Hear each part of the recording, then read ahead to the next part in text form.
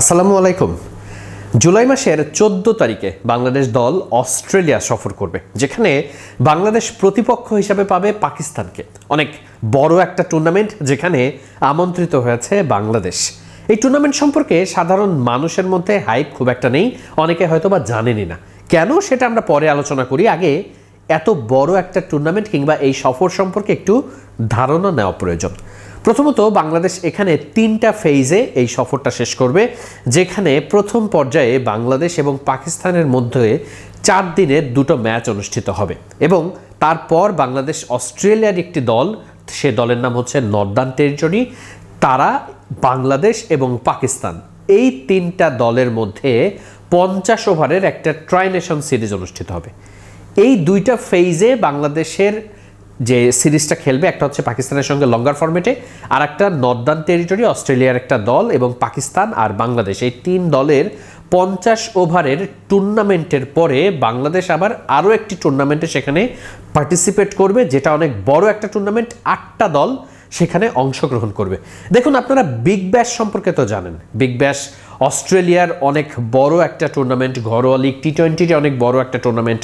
আমরা সবসময় বলে থাকি যে বিগ ব্যাশ যে ধরনের কোয়ালিটি মেনটেন করে, সেটা যদি আসলে বাংলাদেশ কখনো করতে পারতো তাহলে বাংলাদেশের ক্রিকেটে অনেক ডেভেলপ হতে পারতো। সো বিগ ব্যাশ সম্পর্কে আমাদের সবারই কম বেশি ধারণা রয়েছে।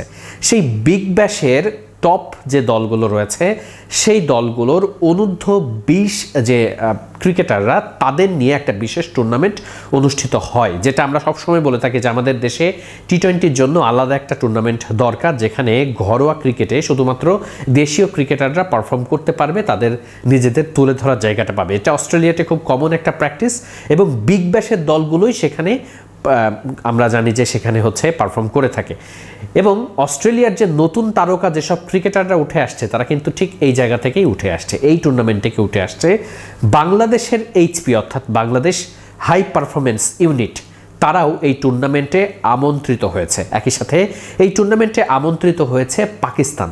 পাকিস্তানের এই দলটার নাম হচ্ছে পাকিস্তান শাহিনস। অর্থাৎ বাংলাদেশের যেমন হাই পারফরমেন্স ইউনিট বলা হচ্ছে, এটাকে বাংলাদেশ এইচপি, পাকিস্তান এটার নামকরণ করেছে পাকিস্তান শাহিনস।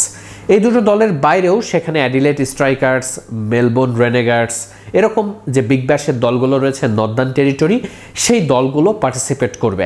8টা দলের মধ্যে বাংলাদেশ দল, এই 8টা দলের যে টুর্নামেন্ট, সেখানে বাংলাদেশ দল অংশগ্রহণ করবে এবং সেখানে প্রত্যেকের সঙ্গে প্রত্যেকের খেলা হবে এবং সেই খেলা শেষে সেমিফাইনাল আছে, ফাইনাল আছে।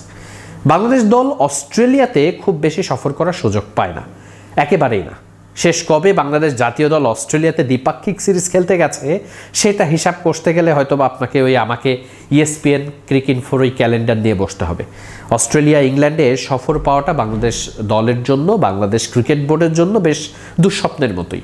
সে জায়গাতে অস্ট্রেলিয়ার আমন্ত্রণে বাংলাদেশ ক্রিকেট বোর্ডের বিচক্ষণতায় এইচপি, যেই দলের ক্রিকেটাররা ভবিষ্যৎ 2-3 বছরের মধ্যে বাংলাদেশ জাতীয় দলে আসবে এবং এরাই কিন্তু ভবিষ্যৎ বাংলাদেশ। আপনি এই যে এখন যাদের দেখছেন পারফর্ম করছে, শরীফুলের কথা বলেন, তৌহিদ হৃদয়ের কথা বলেন, আপনি বলতে পারেন সেক্ষেত্রে তানজিম হাসান সাকিবের কথা, যারা সবাই কিন্তু এই এইচপি থেকে উঠে আসা, আন্ডার-19 থেকে উঠে আসা। মূলত আন্ডার-19 ক্রিকেটে যে ক্রিকেটাররা খেলে থাকেন, তারা বিশ্বকাপ শেষ করার পর, অর্থাৎ অনূর্ধ্ব-19 মানে কি, আপনার বয়সটা যখন 19 বছর বা তার কম থাকবে, এই ফেজটা যখন পার করে ফেলে, একজন ক্রিকেটারের বয়স যখন 20 বছর হয়ে যায়, তখন তো তাকে আর অনূর্ধ্ব-19 ক্যাটাগরিতে রাখা যায় না। তখন তাকে কোন ক্যাটাগরিতে রাখা হয়? তখন মূলত তাদেরকে এই যে অনূর্ধ্ব-20-এর পরে মূলত আসলে এই যে এইচপি, যেখানে ইনসেন্টিভ কেয়ার ইউনিটের মতো, যে চিকিৎসা বিজ্ঞান আমরা বলি না যে আইসিইউ, এরকম ক্রিকেট বোর্ডের এইচপি অনেকটা সেরকম, যেখানে খুব নির্বিঘ্নে তাদেরকে ট্রেনিংয়ের ব্যবস্থা করা হয়। তারা একাডেমিতে থেকে বছর ধরে, বছরব্যাপী তাদেরকে এই ট্রেনিংটা দেওয়া হয়।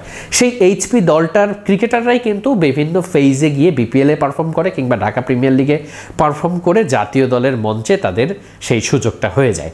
সো এইচপির এই ক্রিকেটাররা যখন এত লম্বা সময় ধরে অস্ট্রেলিয়ার মতো কন্ডিশনে এত বড় বড় দলগুলোর বিপক্ষে তারা খেলবে এবং পাকিস্তান শাইন্স, অর্থাৎ পাকিস্তান শাইন্সের এই ক্রিকেটাররাই কিন্তু ভবিষ্যৎ 2-3 বছর পরে তারা পাকিস্তান দলে চলে আসবেন। কয়েকজন ক্রিকেটার বাংলাদেশের থেকে যেরকম আসে সেরকম পাকিস্তান থেকেও। একই সাথে এই বিগ ব্যাশের যে দলগুলো তাদের মধ্যে থেকে কিন্তু অনেক ক্রিকেটার অস্ট্রেলিয়া জাতীয় দলে খেলে এবং তারা ভবিষ্যতেও জাতীয় দলে খেলবে। এত বড় একটা টুর্নামেন্ট, এত বড় বড় সব দল, তাদের এগেনস্টে যখন এইচপির ক্রিকেটাররা খেলবে তখন কিন্তু খুব আলটিমেটলি নিশ্চিত করেই বাংলাদেশের ক্রিকেটারদের যে এক্সপিরিয়েন্স হবে, তারা ওই জায়গা থেকে যেটা শিখবে সেটা নিশ্চিত করেই ভবিষ্যতে বাংলাদেশ জাতীয় দলে যখন তারা খেলবে তখন সেটা অনেক বেশি কাজে লাগবে। নিশ্চিত করেই গেম ডেভেলপমেন্ট বিভাগের আন্ডারেই এই ধরনের সূচিগুলো হয়ে থাকে। এইচপির যে সূচিটা ঠিক সেটা আসলে খুব আমার কাছে মনে হয় যে বাংলাদেশ ক্রিকেট বোর্ড এই ক্ষেত্রে একটা ধন্যবাদ পেতেই পারে, কারণ অস্ট্রেলিয়ার মতো জায়গায় আপনি সফর করাটাই যেখানে অনেক দুঃস্বপ্নের মতো, সেখানে শুধু সফরই নয়, অস্ট্রেলিয়ার বিগ ব্যাশের দলগুলোর সঙ্গে বিশেষ ওই টুর্নামেন্টে বাংলাদেশ দল পার্টিসিপেট করতে পারছে, সেখানে পাকিস্তানের সঙ্গে বাংলাদেশ দল সিরিজ খেলতে পারছে, 4 দিনের ম্যাচ খেলতে পারছে, সেখানে নর্দার্ন টেরিটরি নামের আরও একটি অস্ট্রেলিয়ার বড় একটি দল, তাদের সঙ্গেও 50 ওভারের একটা ট্রাইনেশন সিরিজ খেলার সুযোগ থাকছে। সব কিছু মিলিয়ে খুবই দারুণ একটা সফর বাংলাদেশ এইচপি দল বা বাংলাদেশ দল তারা কিন্তু আসলে সেখানে যাচ্ছে এবং সেই জায়গাটাতে ক্রিকেটারদের ডেভেলপমেন্টের অনেক অনেক জায়গা রয়েছে। রেজাল্ট নিশ্চয়ই অনেক বড় ফ্যাক্টর, ক্রিকেটাররা নিশ্চিত করে চাইবেন পক্ষে কিছু রেজাল্ট আসুক, বাংলাদেশ দল সেখানে বেশ কিছু ম্যাচ ভালোভাবে জিততে পারুক, কিন্তু দিন শেষে ক্রিকেটাররা এত লম্বা একটা সফরে যেই তারা যে শিখবে, তাদের যে শেখার জায়গাটা রয়েছে সেটা আসলে অতুলনীয়। এবং আরও একটা ব্যাপার একটু বলা বাহুল্য, এই এইচপি দলের বেশিরভাগ যারা কোচ রয়েছেন তারা কিন্তু দেশীয় কোচ। সো দেশীয় কোচদের এটা কিন্তু একটা বড় ল্যান্ডমার্ক, তারাও নিশ্চয়ই দলের সঙ্গে যাবেন এবং ক্রিকেটারদের এই ক্ষেত্রে একটা বড় ধরনের অ্যাসেসমেন্ট হিসাবে তারাও এই সফরটাকে নিজেদের ফরেও কাজে লাগাতে পারবেন, যেটা সামগ্রিকভাবে আমার কাছে মনে হয় বাংলাদেশ ক্রিকেটের জন্য বেশ উইন উইন সিচুয়েশন। নিশ্চিত করেই সবার এই সফরটা সম্পর্কে বেশ ধারণা হয়েছে। যারা বাংলাদেশ ক্রিকেটকে ফলো করেন তারা এই সফরের খোঁজ খবর রাখবেন, সোশ্যাল মিডিয়াতে সব জায়গাতে সফর সম্পর্কে তারা আলোচনা করবেন। এই সফরে বাংলাদেশ দল কি করছে, বাংলাদেশ অস্ট্রেলিয়ার সঙ্গে কোন দলের সঙ্গে কেমন পারফর্ম করছে, পাকিস্তানের কোন দলের সঙ্গে কেমন পারফর্ম করছে, এই আলোচনাগুলো হওয়াটা খুব জরুরি। শুধুমাত্র জাতীয় দল নয়, বরং জাতীয় দলের বাইরেও বাংলাদেশ ক্রিকেটের যে খেলাগুলো হয়ে থাকে, খুব গুরুত্বপূর্ণ খেলাগুলো হয়ে থাকে, সেগুলো নিয়ে যখন আমাদের অনেক বেশি আমরা আলোচনা করব, আমাদের সেই হাইপটা থাকবে, তখন কিন্তু সামগ্রিকভাবে সেটা বাংলাদেশ ক্রিকেটের জন্য অনেক বড় লাভের একটা জায়গাতে পরিণত হবে। সবাই ভালো থাকবেন, সুস্থ থাকবেন। আল্লাহ হাফেজ, আসসালামু আলাইকুম।